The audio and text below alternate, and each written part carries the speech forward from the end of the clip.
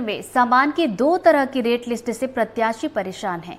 मामला है ग्वालियर का, जहां संसदीय चुनावों में प्रत्याशी को हिसाब देना मुश्किल पड़ रहा है। इसकी वजह से खर्च के लिए हर जिले का अलग रेट कार्ड होना है। ग्वालियर संसदीय क्षेत्र 2 जिलों को मिलाकर बनता है। 8 विधानसभा क्षेत्र वाले ग्वालियर लोकसभा क्षेत्र में 2 विधानसभा क्षेत्र शिवपुरी जिले के आते हैं और ऐसे में वहां होने वाले खर्च में शिवपुरी की रेट लिस्ट को फॉलो करना पड़ता है। इसकी वजह से प्रत्याशियों को हिसाब देने में दिक्कतें हो रही है। बीजेपी ने निर्वाचन आयोग से मांग की है कि एक संसदीय क्षेत्र की एक ही रेट लिस्ट जारी की जाए।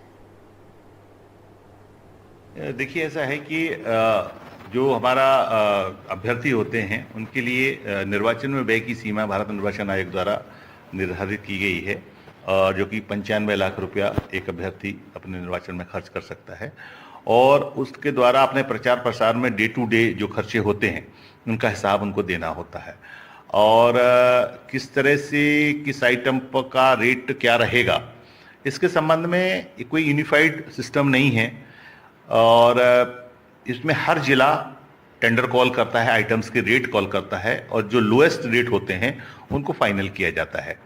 लोकसभा के चुनाव शुरू हो गए हैं और आचार संहिता भी लग गई है, लेकिन जो लोकसभा के कैंडिडेट होते हैं उनकी समस्या ये है कि एक लोकसभा 2-3 जिलों को मिलकर बनाई जाती है और हर जिले की जो सूची होती है, रेट लिस्ट होती है, वो अलग अलग होती है। इससे उनको हिसाब देने में भी दिक्कत होती है और जो बाकी तरह की दिक्कतें भी होती हैं। इस पर आपत्ति भी प्रकट की गई है। हमारे साथ राजेंद्र जैन हैं जो भारतीय जनता पार्टी की तरफ से रिप्रेजेंट करते हैं, तो हम उनसे ही जानते हैं क्या दिक्कतें आती हैं और किस तरह की आपत्ति उन्होंने लगाई है। वकील साहब, क्या दिक्कतें आती हैं और क्यों आती हैं?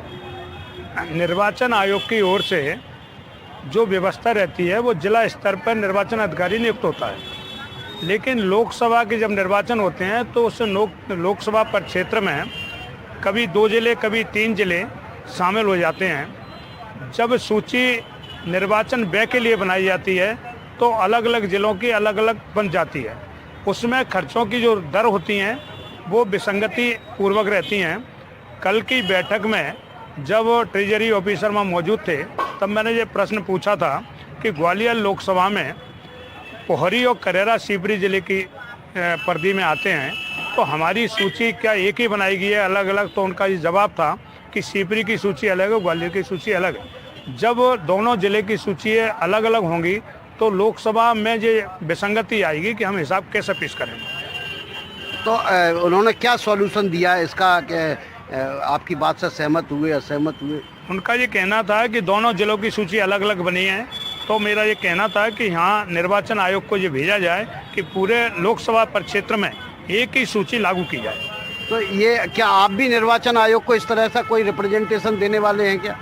हम निर्वाचन आयोग को कलेक्टर के माध्यम से भेजने वाले हैं कि जिससे ये बात वहाँ पहुँचे और उसमें सुधार हो सके। तो इससे कितना व्यय में अंतर आता है? आप तो पहले दूसरे जिलों में भी निर्वाचन के प्रक्रिया से जुड़े रहे हैं, कितना डिफरेंस आ जाता है? व्यय के डिफरेंस का सवाल नहीं है, सवाल इस बात का है कि जब हिसाब पेश करते हैं तो हमारे हिसाब देने में और उनके हिसाब समझने में अंतर आता है, उसकी तरफ से विसंगति उत्पन्न होती है। तो ये जो विसंगति उत्पन्न होती है तो निश्चित तौर पर इसका व्यय का हिसाब किताब देते समय भारी समस्या का सामना करना पड़ता है।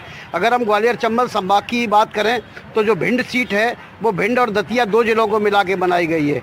मुरैना सीट है, मुरैना जिला भी श्योपुर जिले को मिला के बनाया गया है। इसी प्रकार से गुना सीट गुना, शिवपुरी और अशोकनगर जिलों को मिला के बनाई गई है।